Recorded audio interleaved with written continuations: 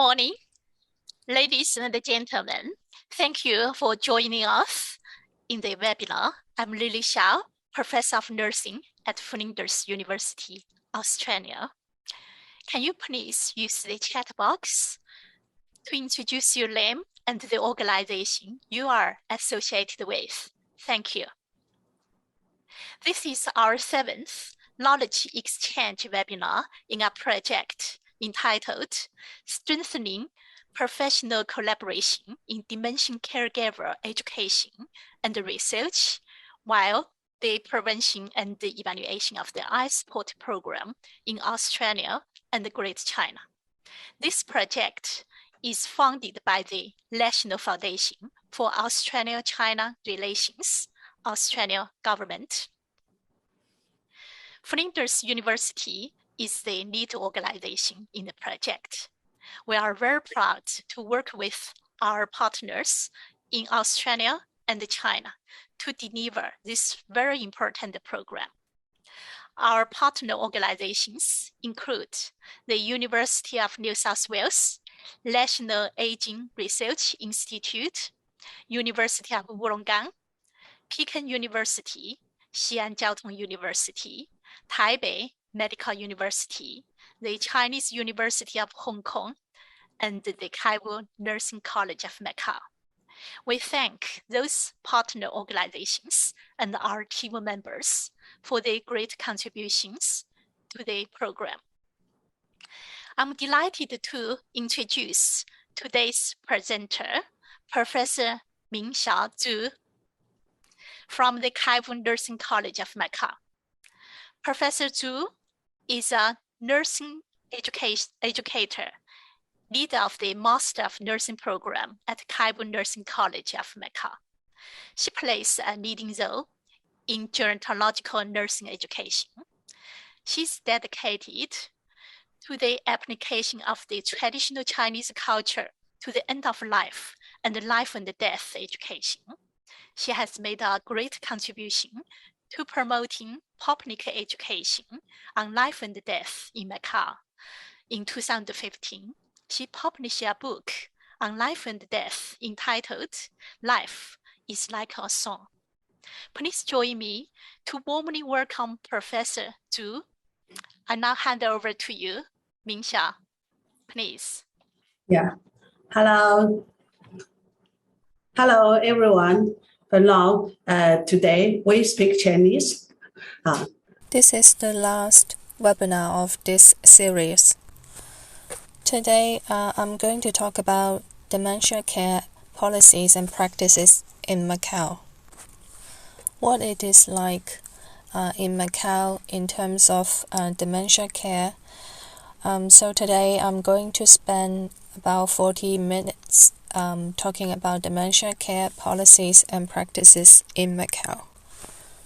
Today I will focus on 6 aspects, which are aging population in Macau, dementia services development, what it was like before the dementia policy was issued, and what it is like after the dementia policy, people with dementia, and our future direction. First, we will look at the aging population of Macau.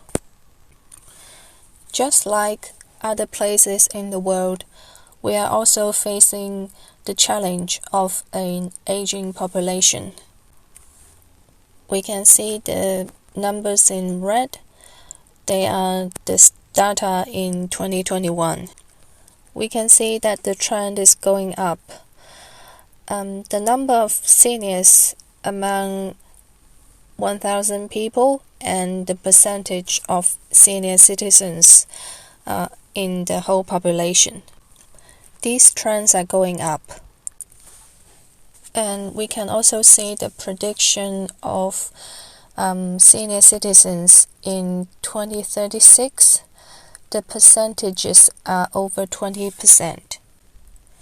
Macau is just a small place, but still our population is getting older. We can see the trend of population aging in this slide.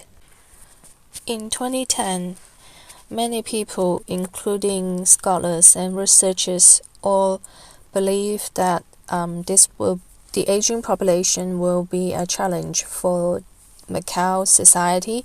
So we established the Macao Alzheimer's Disease Association. So what do we need to do after we establish this association? We can see that other organizations such as Kinghu Nursing College, we were working on a comprehensive project in response to dementia or the aging population. This project is called Benevolence Lights Up My Later Life. And in 2013, Mada joined Alzheimer's Disease International and became a member of ADI. So since then, Mada has become a bridge between ADI and Macao's dementia response. It also facilitates the efforts that are being undertaken to respond to the challenge. And in 2016, the Health Bureau and the Social Care Bureau established a Dementia Diagnosis and Treatment Center. In 2016, at the initiative of ADI, we also started some activities to promote a dementia-friendly community in Macao. And in 2019, the Health Bureau and Social Welfare Bureau jointly established a Dementia Support Center. These are the things that we have done over the last few years. Now we are going to talk about the policy that we mentioned earlier, which was issued in 2016. We can see that the Macao Alzheimer's Disease Association was established in 2010. Disciplinary professionals. Mada became a member of ADI in April 2013. Mada plays an important role in liaising with ADI. It also has purposes which include fostering public awareness and positive attitude towards dementia, offering training programs to caregivers and professionals of the related field, and promoting institutional collaboration to broaden experience and service network. It has created many opportunities for the local professionals to learn from professionals from other places, and it also invite other professionals to come to Macau to exchange or share their knowledge. So these are the purposes of the MADA. In Macau, besides MADA, other organizations such as KWNC, which I work for, also plays an important role in dementia care. It has contributed a lot in the efforts to respond to dementia. As I mentioned earlier, in 2011, we have started the Benevolence Lights Up My Later Life project. Now I'll talk about how this has come into being and how it facilitated our efforts in response to the aging population. First of all, the college's educational philosophy is from personhood to benevolence. We are an educational organization, so our purpose is to educate our students to have benevolence in their hearts. So this is our educational philosophy. And lights up my little life means that we still need to love and respect people as they come to their end of their lives. So this is how benevolence lights up my later life came into being. And this project also has 3 main objectives. The first one is education. It aims to educate the public so that they will have an appropriate understanding and positive attitude towards the aging population. And the second purpose is to provide knowledge and skill for caregivers so that they can look after the older citizens. And the third objective is to enhance geriatric specialist knowledge. That means more professionals will be trained and they will have better expertise. So these are the 3 main objectives of the project. So here we can see the work that has been done in the Benevolence Lights Up My Later Life project. There were 3 main areas of the work that has been done before 2016. The first area is public education, which includes prevention and care for people with dementia and chronic disease management and hospice care. As people grow older, they will come to the end of their lives, so this is what we have to deal with. And especially for people with dementia, when they grow older and the condition gets really severe, they are often quite confused. And this is a chronic condition, and it develops over a long period of time. So we need to consider chronic disease management for this disease. Healthy aging and cohesion of intergenerational relationship is also very important, because there might be more than one caregiver for people with dementia. It could be parents looking after children with dementia, or children look after parents with dementia. It could also involve the 3rd or the 4th generations. Therefore, we need to also consider the cohesion of intergenerational relationships, which is also educated in our public education sessions.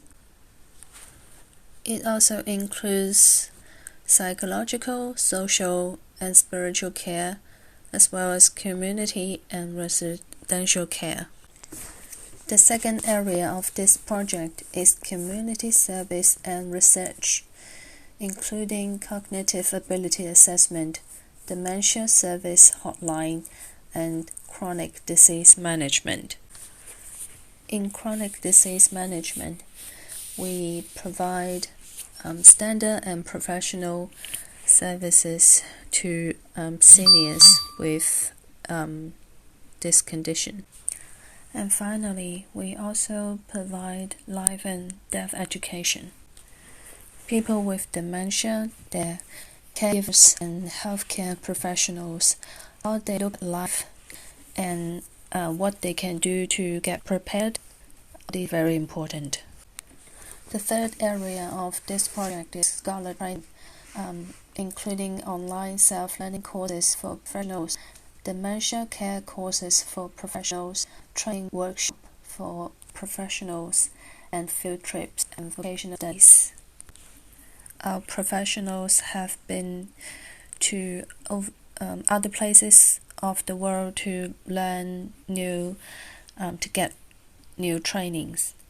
So these are the three main areas of the benevolence lights up my future life project.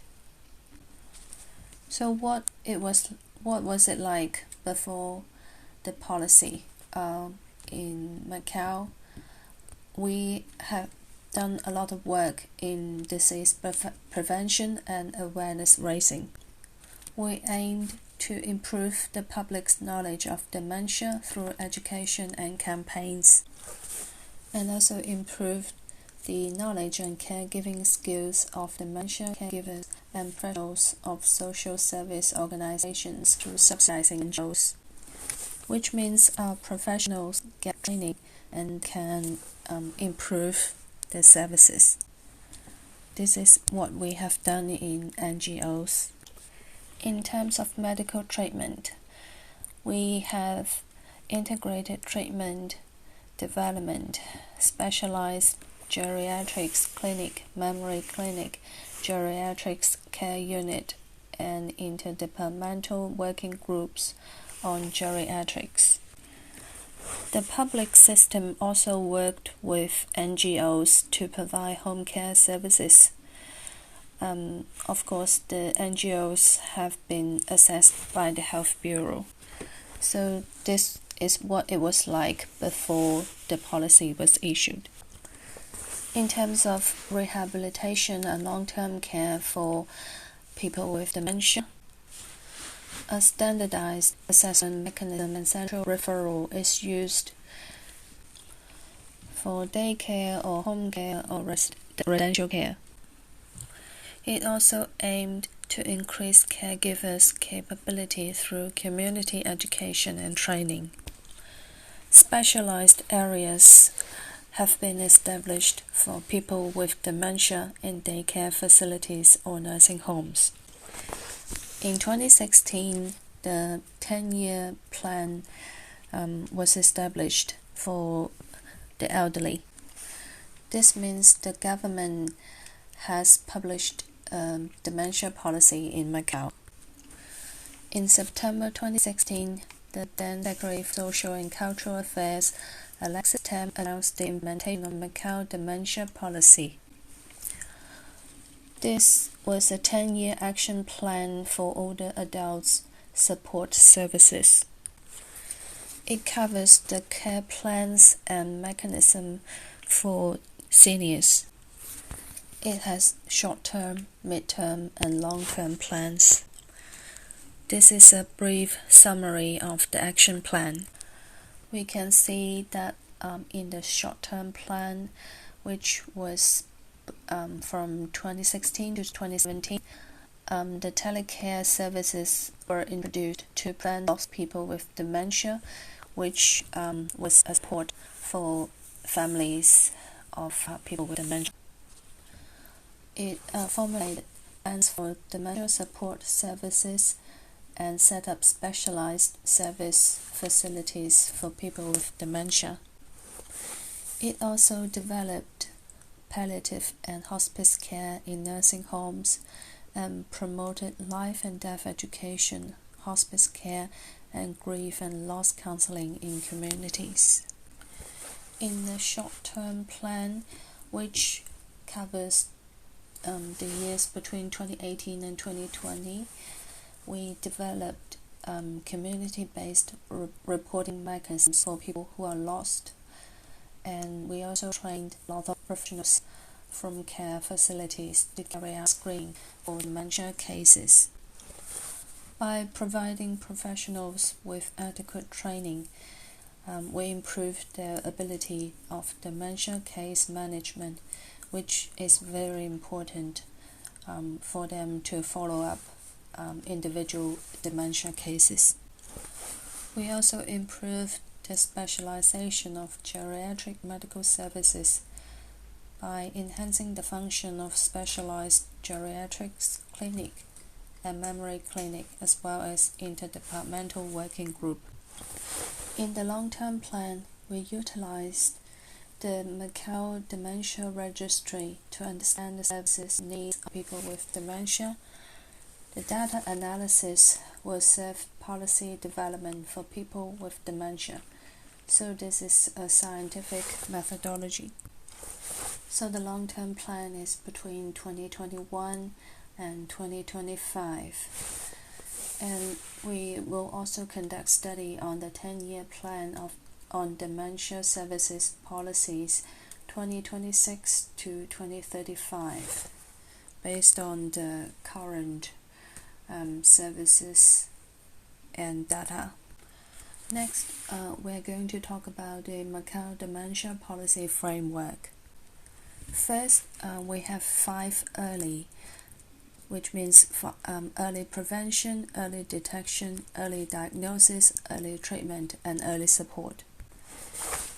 There's a dementia working group under the Chronic Disease Prevention Association, and there's the health centers, Dementia Medical Center, and Dementia Support Center. They are under the Health Bureau and the Social Welfare Bureau. All these elements form the Macao Dementia Policy Framework. We can see that the Dementia Medical Center plays an important role in diagnosis, treatment, caregiver education, and social services allocation. The social services allocation also involves many NGOs which have been subsidized by the government. Social services include home health care services, daycare centers, and nursing homes. The Social Welfare Bureau provides these social services through subsidizing NGOs and referring by the standardized assessment mechanism and central referral system. So we are able to have an overall idea of people with dementia receiving these social services. The Dementia Support Center provides case consultation, training courses, non-pharmacological treatment, and group health education. The Health Bureau and the Social Welfare Bureau have worked together to enable the Dementia Medical Center and Dementia Support Center from the public system to work with different NGOs to provide different social services. So we can have a look at what happened after the policy was enacted. So in 2017, MADA was already a member of ADI. We joined ADI's global efforts in combating dementia. So we introduced the dementia-friendly community concept in 2017. This dementia-friendly community includes a friendly government, friendly organization, friendly environment, friendly citizens, and friendly caregivers. It's very important to create such an environment. We have done a lot of work in fostering the dementia-friendly community. In 2017, we had this Macao Dementia-Friendly Community Charter. We can see in this photo the Secretary for Social and Cultural Affairs, representatives from the Health Bureau, the Social Welfare Bureau, and KWNC participated in the forum. They pledged to take part in building a dementia-friendly Macau. So this was a huge initiative. And a lot of work has been done under the Macau Dementia-Friendly Community Charter. We also did a lot of work in public education. KWNC and other NGOs provided a lot of lectures and workshops to the public and also family members of people with dementia. There are websites for online learning for social welfare professionals. We also have youth ambassadors and senior ambassadors to promote the idea of dementia-friendly community. We need a lot of people to participate in this initiative to create a friendly environment. We also made a micro cinema and leaflets to promote understanding of dementia and dementia-friendly community. We had the cognitive salon and teaching, training and courses for dementia caregivers. Many people attended the training, including police officers, security guards, bus drivers, and ordinary people. We also made dementia-friendly community video series and online learning courses for the public. So we have done a lot of work in public education. In terms of community services and research, in the span of 8 years, we did 7 research projects. We provided cognitive ability screening, cognitive ability assessment, and dementia service hotline. We provide re-inspection and health education for people with normal cognitive functions, and cognitive training and employee training for people with mild impairment, and referral and follow-up for people with obvious impairment. We provided health consultation, a survey on knowledge and attitudes about dementia in the general public of Macau, and a survey on cognitive frailty of seniors. So these are the 7 research projects we completed in the last 8 years. If you're interested, you're welcome to have a further look at the details. You can see the results of the projects and the implementation of measures and efforts. We also did a lot of work in scholar training. We provided the cognitive ability as a training, certified dementia care planner course. We have had 76 graduates who will be able to become dementia care planners. MADA and KWNC work together to provide this course. There are online courses for social welfare professionals, and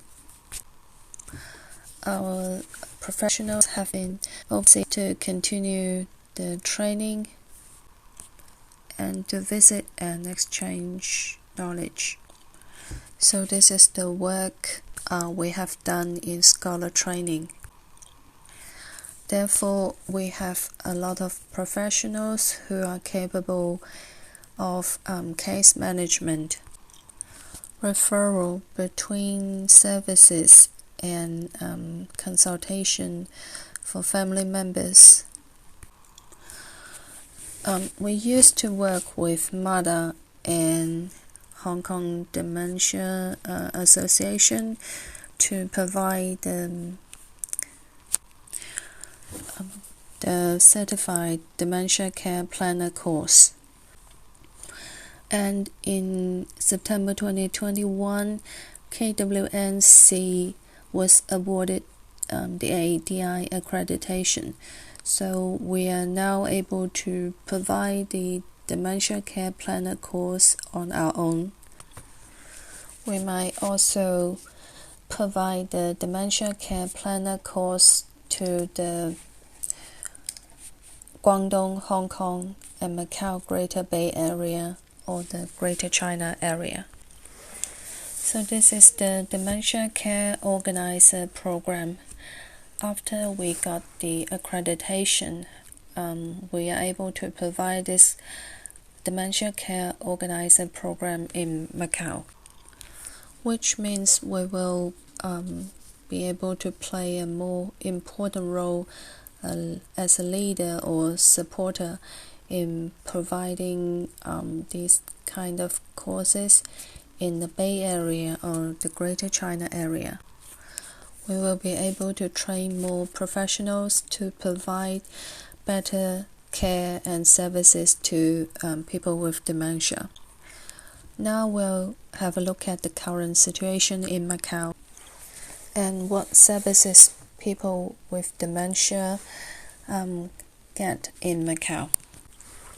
So in this table, we can see the number of people with dementia in Macau in 2015. The table on the right projected the number of people over 60 with dementia in 2016. At that time, there were over 4,000 people with dementia in Macau. The lower right table shows the projected number of or incident rate of people with dementia over 60 years of age.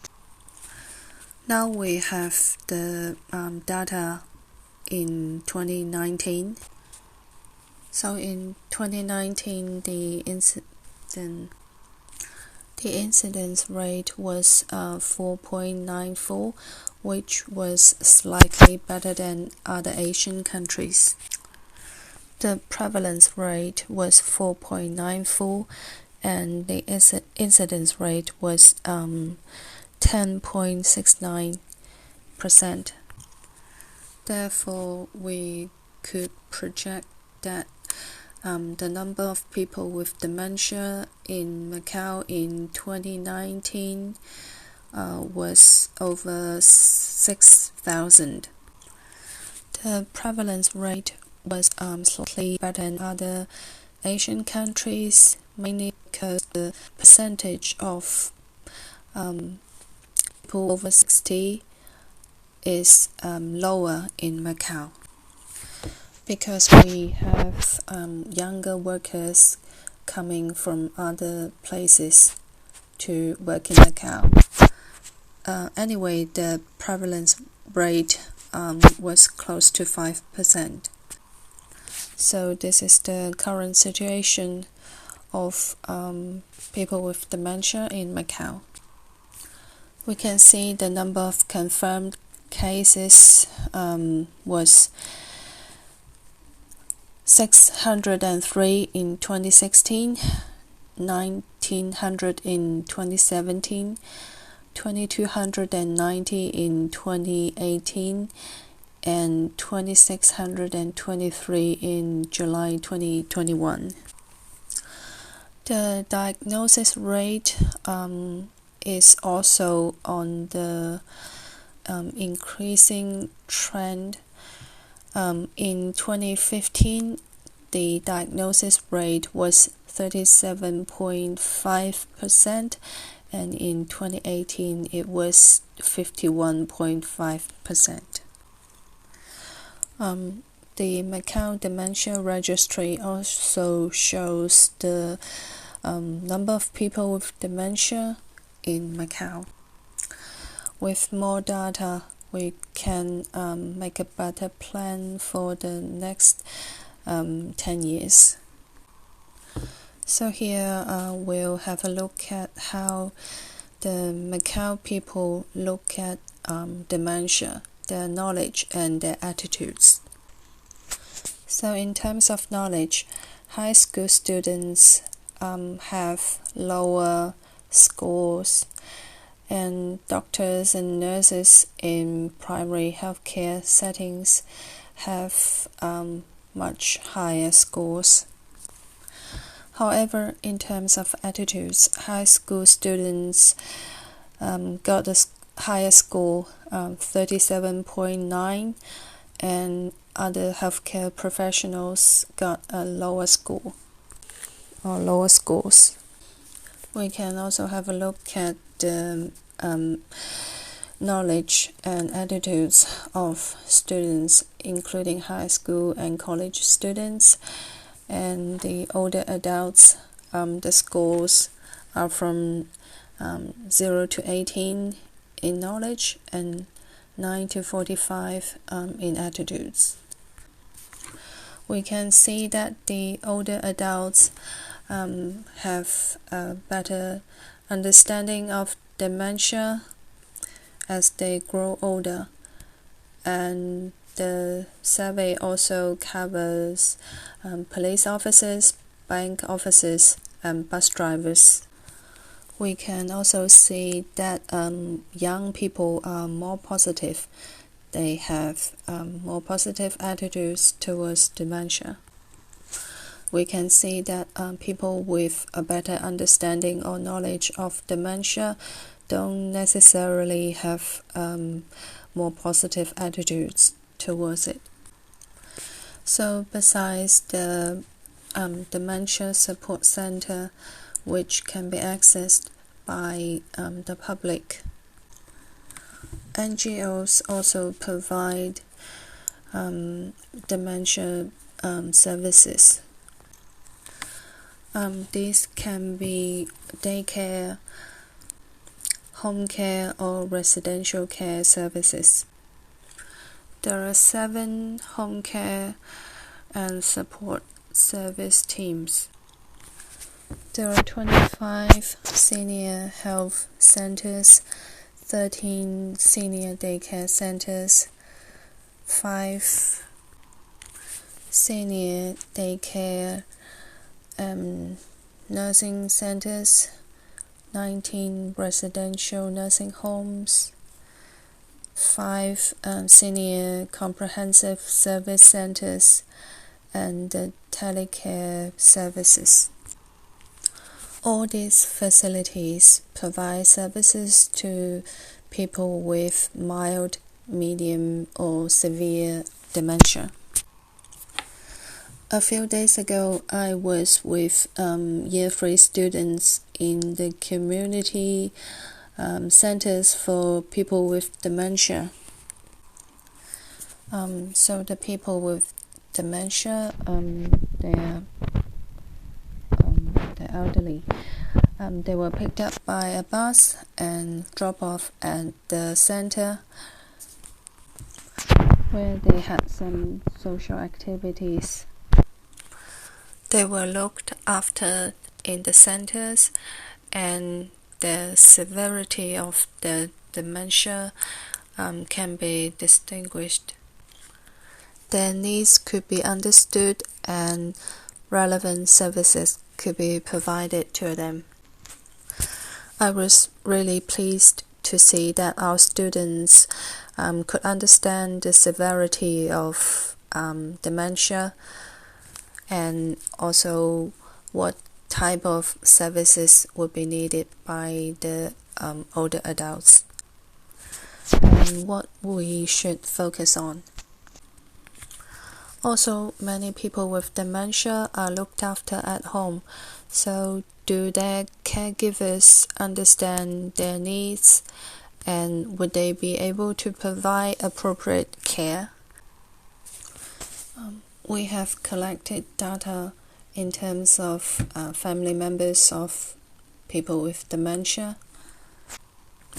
their psychological well-being, their understanding or the knowledge of dementia, and if they are able to look after their family with dementia and also themselves, so that they would not lose control of their temper or emotions when they look after their family with dementia. In terms of future direction, we still have a lot of work to do in the future. We stopped the assessment during the pandemic.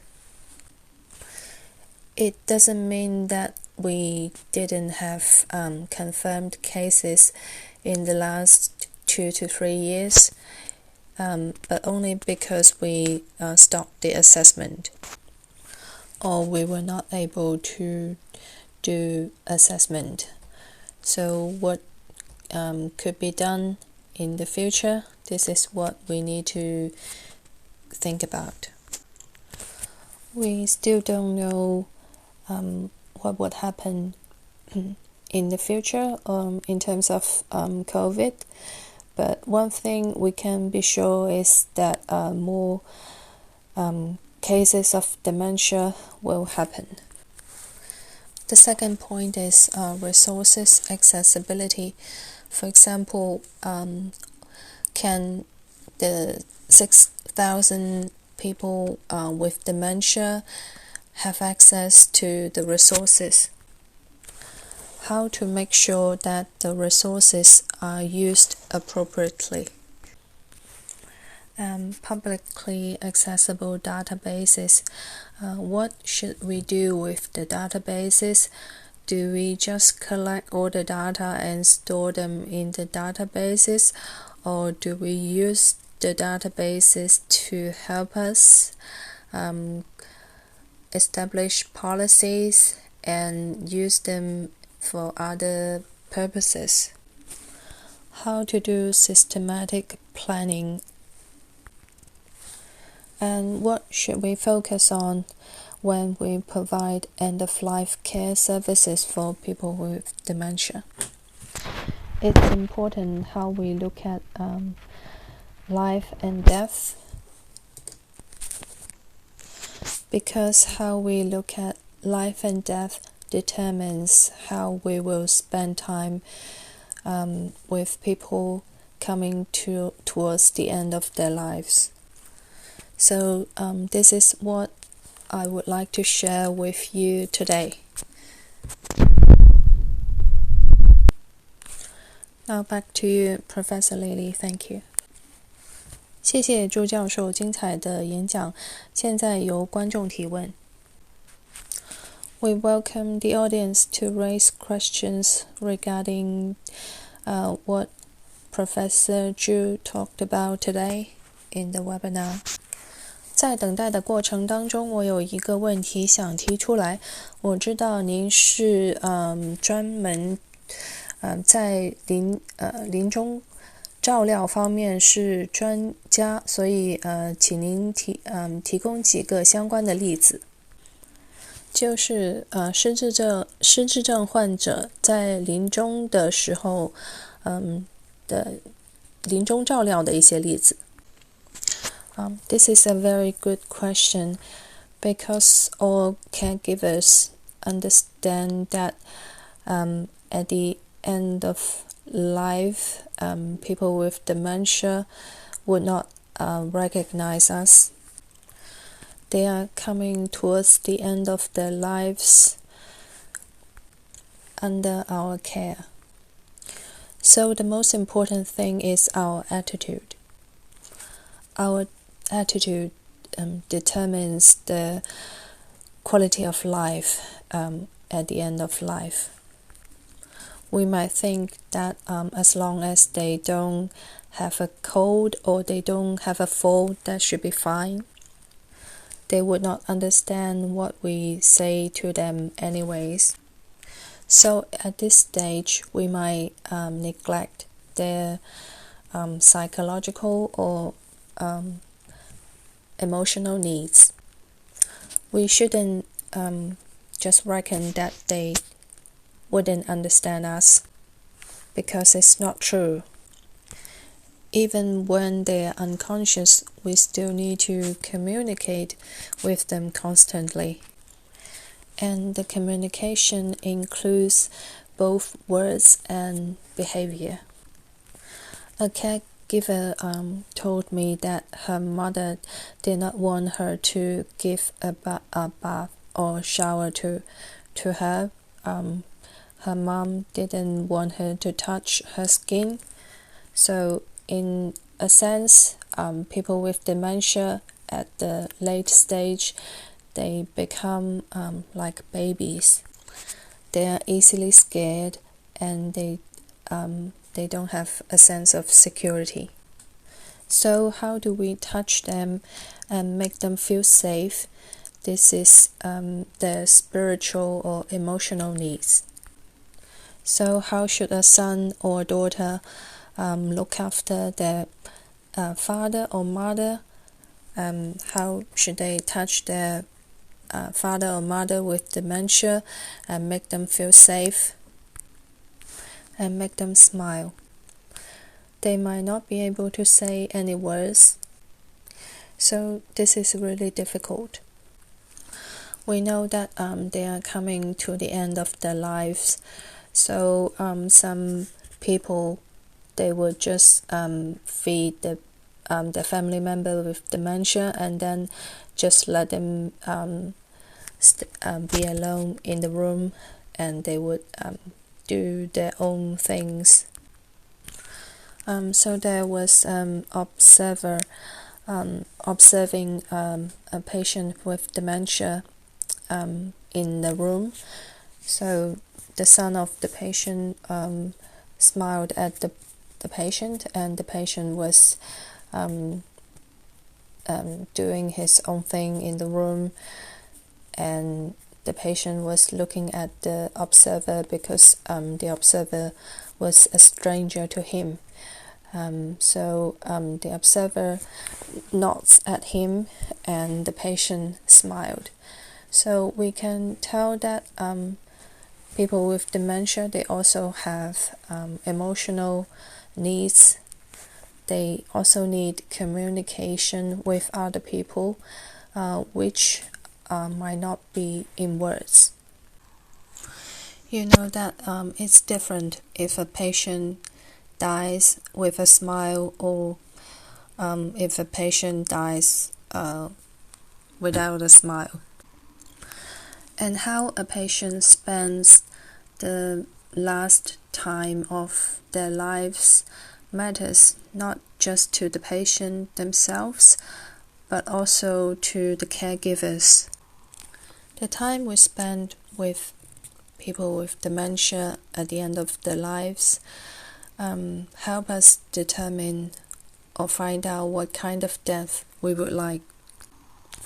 A teacher who was with her mother for 13 years, her mother had dementia, so she told me at the later stage of her mother's life, she was thinking, does my mom have a point of living? Because he doesn't recognize me anymore.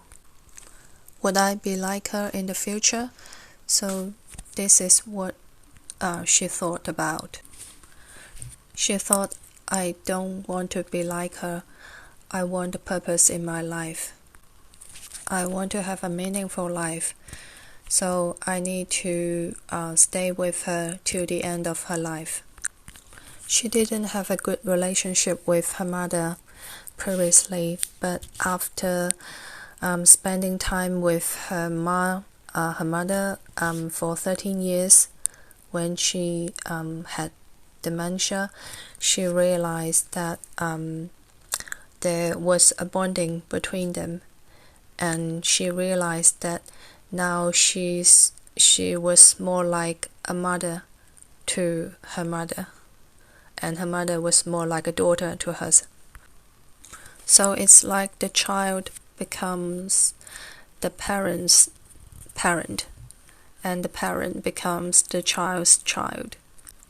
So when her mother passed away, she chose her favorite dress to dress her mother.